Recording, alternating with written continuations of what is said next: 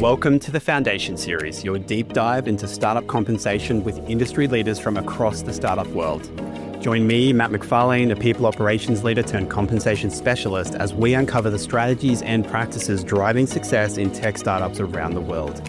Hear insights from heads of people, founders, and experts as we explore how to build robust compensation frameworks that not only fuel growth and retention, but do so in the dynamic startup environment that we all know and love. Let's get into it.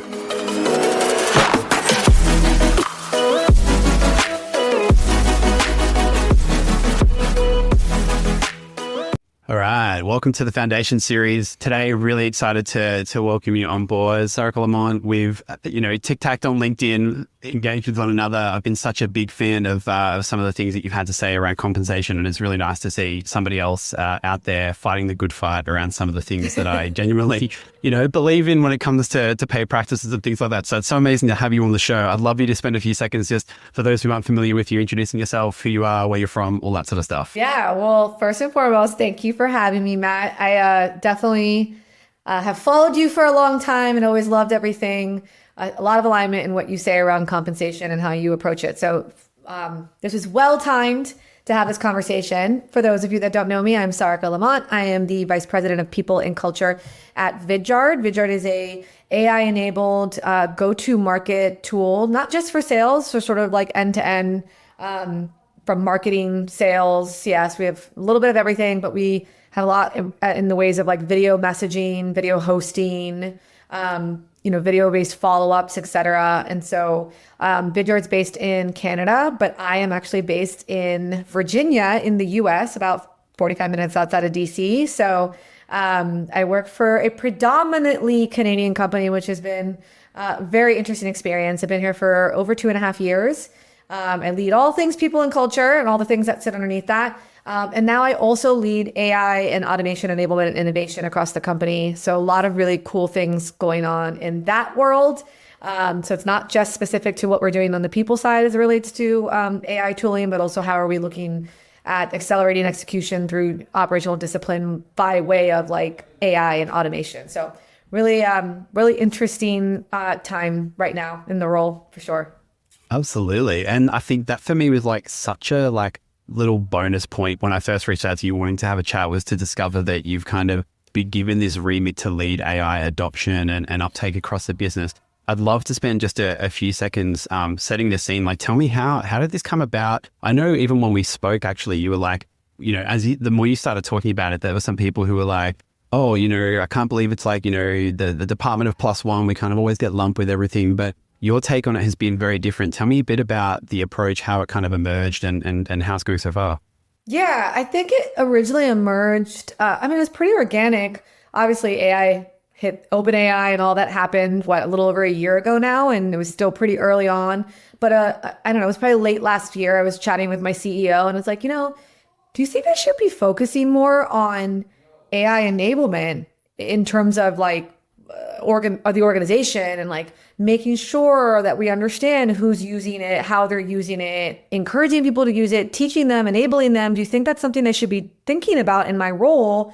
And he's like, well, I don't know. I think everyone's really handling that at a functional level. Like I think all the different executives are really managing that within their own, remit. So you probably don't need to worry about it, but you definitely continue doing what you're doing with your own team. As we were already, chatting with other companies like Kinfolk as an example. I know that you know them well as, kind of leveraging some of their early on tools, and they've evolved since then.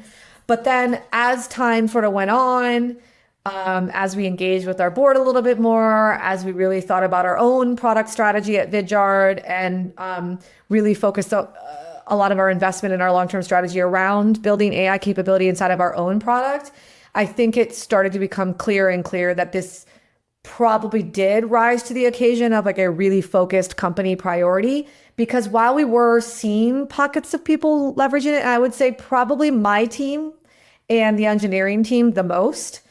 Because I think as myself and then our CTO and his team were very maniacally focused on it, knowing that, I think engineers and developers have obviously seen a lot of lift in that pretty quickly. and are just well-versed in using new software. So, but I think it then became more of a conversation. It's like, this might need to be more of a focal area, especially as we are a leaner team in certain places, and we are thinking about how we're going to get more efficient and how we are going to accelerate execution in particular areas. Where can we see a lot more lift and leverage? And I think as I was peeking under the hood a bit more, of course, part of my role and part of my team's role is to align with where the business is, right? That's how we are going to be productive. That's how we're going to be seen as a value, like an enabler of the business versus just like this, line item on our budget sheet. We were seeing a lot of opportunities, a lot of like drudgery in the work that a lot of our teams are doing across sales or CS and marketing. And I think because we're so close with the business and we're seeing those things, I could peek under the hood a little bit more. I'm like, that we could do this differently. And have you thought about it this way? So that's it sort of organically happened. And then when we were planning for our fiscal year, so our fiscal year runs May to April. So, months ago, as we were thinking more about what fiscal 26 was going to look like for us, it got brought up. And so I was like, hey, you know what? Like, let me run this priority. Like, I think it's not just about tools. It's, to me, even more so about a mindset shift that we have to go through with our employees and ourselves as leaders. Is like, this is so new and so different. And there's so much fear baked into this use of AI because all the movies that people have seen, all that stuff. Yeah. I think it's an opportunity to think about the cultural change and the change management that will have to happen in helping people understand, like, there's upscaling, there's a mindset shift, there's a level of bringing people along on this journey, on this sort of change curve, just as anything else. And so I think it should live truly in the people space. But and I say that as like, I think it makes sense for me to lead it as the VP of people. But knowing that it is a very cross-functional effort, meaning I would not be doing this independent of our IT and security team, especially. Of course. Or working with all the different leaders and understanding how they're using it, how they're not using it, and how can we help. And I will say we're probably, I would say we started this back in March, even though our fiscal year started in May. So we're a number of months in. I've learned a lot. That I will tell you, my number one cross-functional partner is our IT and security team. Yeah, I can imagine. And we can dig into that where we need to. But yeah, it's been really exciting. It's probably given me a lot more. It's probably rejuvenated something in me. Like yeah, okay. I guess it's a fundamentally new thing, right? Like you've been leading people teams for a while, right? Like, so, the pillars of that aren't necessarily new, but AI is a totally new dimension to that, right? It's a new dimension, but I think you and I have talked about this. I've been working now, 22 years, but I don't have an HR background. Like I didn't start my career in HR. I started in sales and marketing. Then I went into management consulting.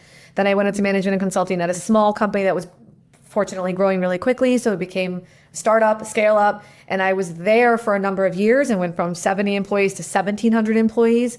And I did a lot in the operational space. And once upon a time, and I will probably still want to go down that path, but I had always sort of saw myself as like, okay, at one point I was like, I'm going to start my own, management consulting or government contracting firm. And then eventually I was like, I want to be a COO because I was doing so many things across so many functions and really thinking about how the operational elements work together. And so I thought I would, funny enough, one of the offers that I had when I was also had the Vidyard offer in hand 2.5 years ago was an offer to be a COO of a government contracting firm. I ultimately chose to come to Vidyard. I think it has like awakened that part of me that I really always enjoyed doing. I'm a connector, and I kind of got away from that a little bit as I was learning the whole HR space over the last number of years. And I've come back to that in my role at Vidyard just by nature of like where they needed me to be. And my CTO said this to me the other day. He's like, you're a connector. Like, you're really good at seeing really what's going on across the business in all the functions, and people have a way of just like opening up to you so that you get a peek under the hood in a way that we don't as your fellow executives. We don't see the same things you do. And so like that's your superpower. Like you need to continue to leverage that as your superpower. And it also really has been helpful in the AI automation role because it's fun to connect the dots. Well, I was going to say, being able to have that purview and actually be able to see the opportunities to bring two things that were maybe disparate together, especially in an environment where, AI really is, I think, in so many ways limited by our imagination. So being able to see across the business and see, one thing and a potential solution and potentially direct some focus towards that seems like it would be really, well placed for you to be in that role then. Yeah, I was feeling a little burnt out. I think just when it's like just the same, same type of things I was dealing with, but this has been definitely exciting. I mean, definitely it adds a whole other layer of complexity to my role. And there's this other thing that I'm now like, leading and having to be focused on from an organizational perspective outside of just my team. But I have such a great, solid team and great leaders. It's been great for me to like lean in another area and bridge the gap there. So yeah, it's awesome. Well, let's dive into that because I think it's such a pertinent issue. And I think we touched on this a little bit before we started recording. But I mean, to me, when I think of AI and AI adoption, there's kind of like, there's tools that you're using. So like Kinvolt's a great example where AI is kind of part of it, right? Like it has some functionality. But then there's also like an experimentation aspect to AI and being able to come up with new and unique ways to maybe leverage it that you potentially weren't before. And so constantly being able to maybe experiment or innovate in some of these ways. But then there's kind of this other element to it. And you mentioned like, burnout, but it's well-being, right? And we're starting to see the emergence of some of these things where it's like, where there are people and particularly at the junior level where there's almost an over-reliance on AI that it could be potentially impacting critical thinking. There's those who are using it to take a lot of the maybe like easier work, administrative type of stuff away, which means that maybe their like cognitive load is actually increasing because they are focused more on that sort of higher order work.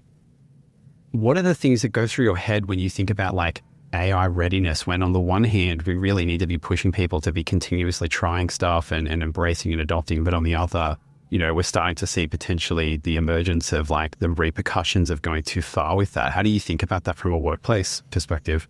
So it's interesting because I look at this a little bit differently. I do agree that there's probably in pockets and in places an over-reliance on AI, but I would say that's probably more the generative AI piece of AI, maybe not as much as the agentic AI, because that's even newer. But Gen AI, like if it's not used, like one thing I talk a lot about with my own team, but in my own organization is, and I put a whole guide actually out around this is, and my CTO said this to me, AI is really good at making you believe that they're right about everything. And they're not always right. Right. And I've caught my own chat GPT or whatever. And well, that's not exactly accurate. And let me tell you why. And like, I've had like conversations with my own AI. It's always hilarious when you call it out, isn't it? It's like, oh, you're correct. Yeah. Like, they're like, well, okay, I could see that, Sarika. But if you thought about it, I'm like, well, no, because this is the data. Like you're not actually paying it right. But it is funny. But I think what I'm trying to teach my own organization is you still need to have critical thinking involved in how you're prompting and how you are validating the output that it's giving you. But if you're just taking AI and generative AI at face value, then yes, it does become an over-reliance in a negative way. Yeah. But I don't think that's the intention of generative AI because remember, it's learning by by what it's ingesting from us. Yeah. And so I think, but there is still that element of like, you need to question, you need to really validate, you need to make sure that the information is given. Does this make sense? Does this connect back to your original question or your original prompt? And does this like really tie back to like the environment in which you're working in? Like, does this, if you're asking specific questions about something within your organization, does this actually connect back to your organization?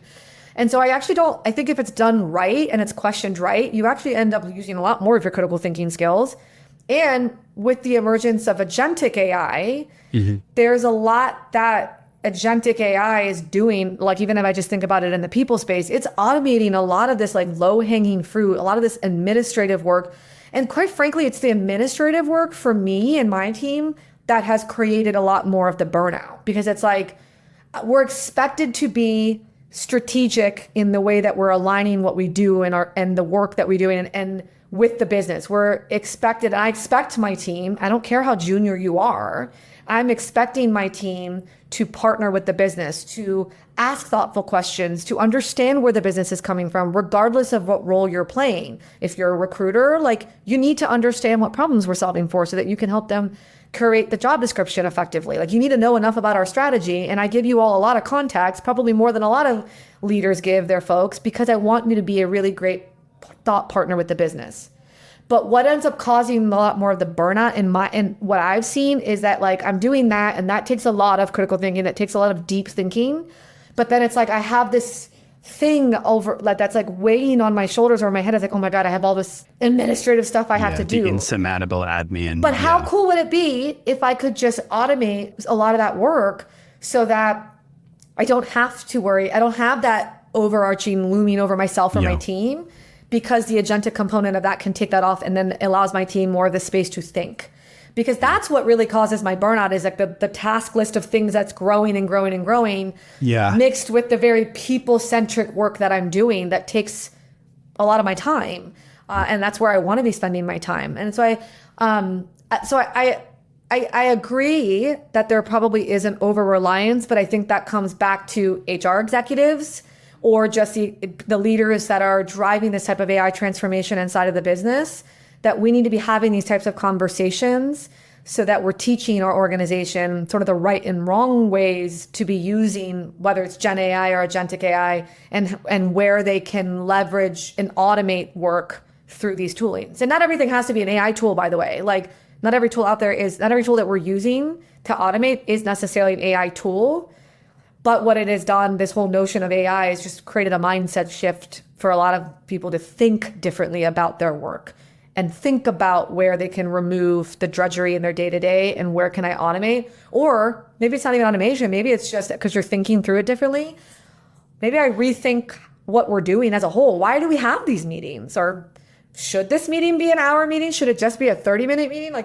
Or I don't know, we have a video-based product. Do I really need to be meeting everybody to give you this information? Or could I just give you a 5-minute Vidyard and send it to you? And like that would, and save me time. So it's sort of like just a reimagining the way we work and how we work and what we're doing at work every day is what I think the beauty of what AI has given, at least for myself, and how I'm looking at it and positioning it inside of my own organization. You know that feeling when comp decisions land on your desk and you're thinking, is this actually competitive? Most people in finance teams are working off data that's already out of date or spread across 5 different spreadsheets. It's painful and it slows you down. That's why I want to tell you about Pave. Pave gives you real-time compensation data from more than 8,300 companies, not just last year's survey, actual live market signals. So you can make calls with confidence, not guesswork. You can benchmark pay, price roles, manage your ranges, run your merit cycle, and even explain total rewards to employees, all in the same place. No tab hopping, no stitching things together. And they're rolling out new AI tools that take some of the heavy lifting off your plate. Think smarter job matching, faster merit reviews, less admin, and better decisions. If you want to level up how you run comp, check out pave.com. That's PAVE.com.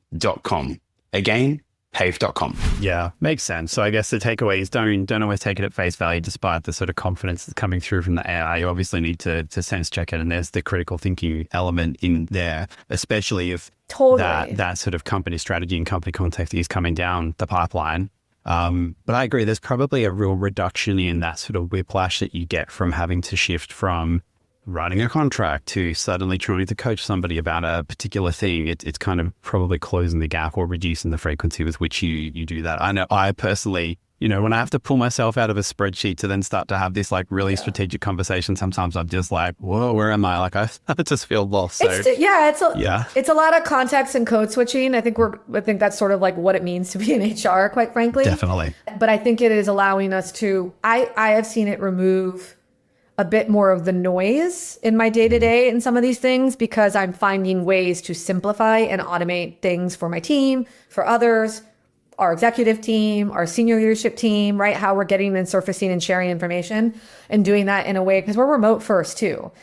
And so, it's been very interesting, the things that I've learned in the last, 5 or so months, kind of digging into this, like how important documentation is, which is sort of like a critical principle of remote work working well, and how much people really hate doing that. But then it's like, oh, but there's all these tools now that can like do it, build Notion pages for you, and, buy a Google slide deck. So now that's saving time.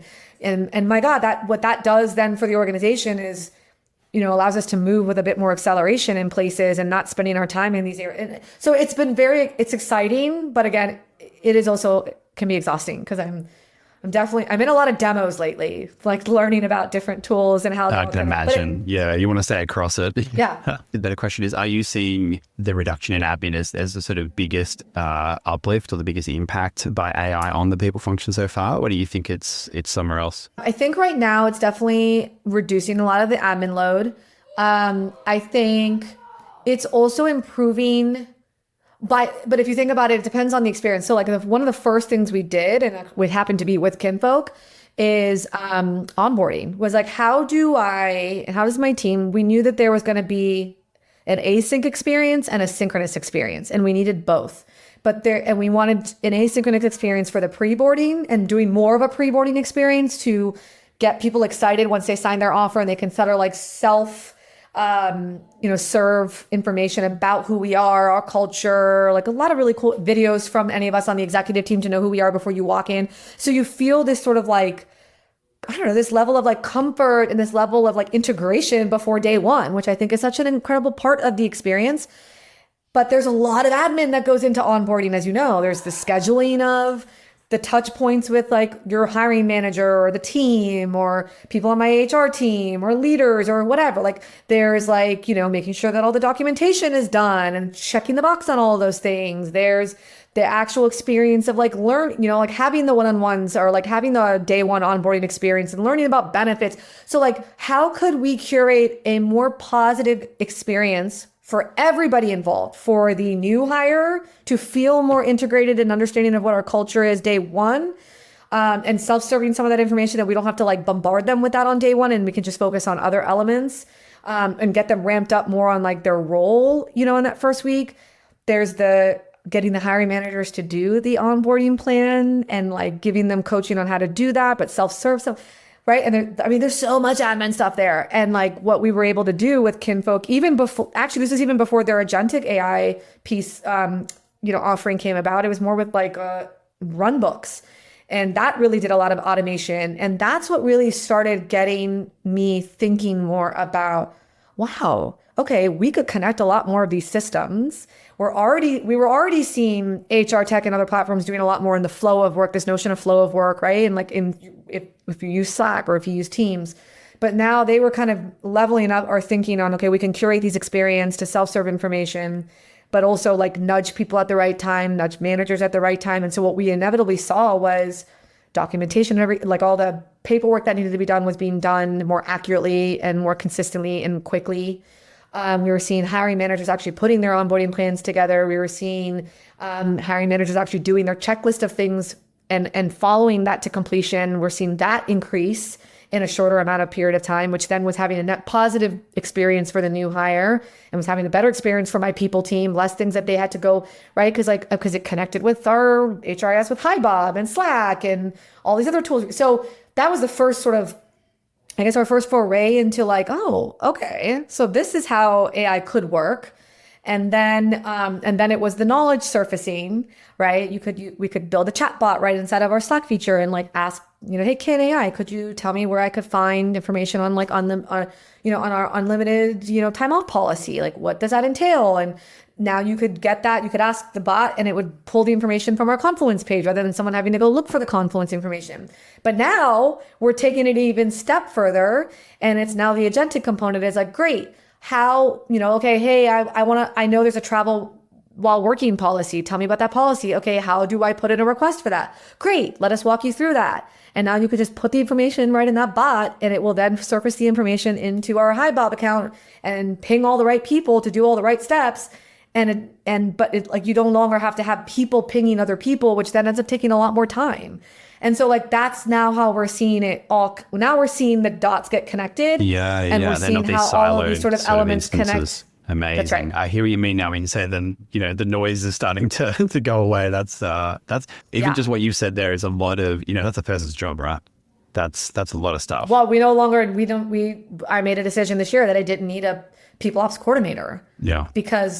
And I could level up people ops coordinator to be maybe focus more on being a TA specialist or maybe just being a people specialist so they could learn more about other areas, and they're going to end up providing more value to the business because I don't need them doing this administrative, these scheduling of calls and, Yeah, it's following a real up. lift in terms of their job, right? Yeah. Right. But now they can focus on things that are more value add to the business and more value add to the overall employee's experience. Yeah. And so there's the beauty in what is, at least I can, that's more of what I see it doing for the people, people in HR. Yeah. I'm sure, and I know that there's similar types of experiences happening in all different functions in our business right now with their own sort of AI tooling that they're leveraging. Amazing. I love it. This has been an amazing conversation. Last one for me to round this one out. What would be one, or if there's someone that's starting to think about, okay, I really need to be getting on the AI bandwagon here. What's one thing that I could be doing? What's a tip or a tool or a workflow or something they could be, putting in place pretty quickly? So the first thing I would tell people who are a little bit more hesitant or maybe haven't is that you just got to start somewhere, anywhere. Like pick up ChatGPT, free ChatGPT, start asking it questions and start seeing what it will surface. And when I think about a people person who's maybe a little bit more has done that already, and they're like, okay, well, how do I start on the automating side? I would say take a look at the different processes that you have, and take a look at maybe processes that get used a lot, that you get pinged a lot on.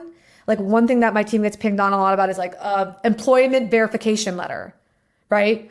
It's such an easy thing to automate and spit out a document.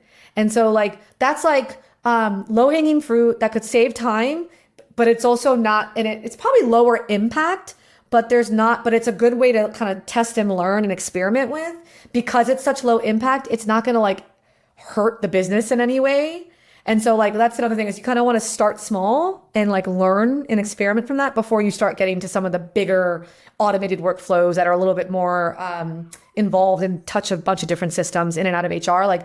I would say start very small with smaller impact and experiment there. And don't be afraid to ask questions, and don't, and honestly, use your IT team. They're really great. They really understand this. At least my IT team here at Vidyard has been freaking phenomenal. And they don't make me feel dumb with any of my questions. And it's been super helpful to help me think about how our systems have been connected. So I would say kind of start there and use the people that are at your disposal in your own organization. Yeah, nice. So ask around. Don't try and change the world overnight. Just start small. What are the simple use start cases? Small. I mean, follow me on LinkedIn, because I'm trying to share out loud. I shared some things today. Ping me, honestly, truly. I love this stuff, and I'm learning a lot even by talking about it. And there's also a lot of really great webinars. Zapier actually did Brandon Summit from sorry, Brendan, if I pronounced your last name wrong, but he's the chief people officer at Zapier, and he just did a whole great webinar on HR and AI and HR, AMA, and he puts a lot of stuff out in public, so you can sort of think through, oh wow, okay, I didn't think about that workflow. Whether or not you use Zapier or not, I just think it'll get your juices flowing. He and Bonnie, the ideas. Their TA leader, puts a lot of stuff out there. There's a lot of stuff being put out in public on LinkedIn right now to kind of get your juices flowing, also on where could I start if you're kind of stuck in a rut. That's it. Yeah. Find the influencers, find the examples. There's plenty of newsletters out there as well, right? That can help start to give people ideas around ways to apply this. So yeah, start small and then get going. Amazing. Yeah. Thank you so much for the chat. I really appreciate it. These tips have been incredible. And we'll leave it there. Thank you. Awesome. Thank you. Thanks for joining us on another edition of the Foundation Series. Make sure to head over to our website to subscribe to the Foundation Series for monthly editions featuring future interviews on startup compensation. In each edition, we'll explore the different strategies, trends, and challenges faced by startups around the world. If you have a burning topic you'd like me to cover, or a standout guest that you want to hear from, drop me an email so I can dive deeper into the compensation topics that matter most to you. Join me next time as we continue to uncover the strategies and practices driving success in global tech startups around the world. Thanks for listening.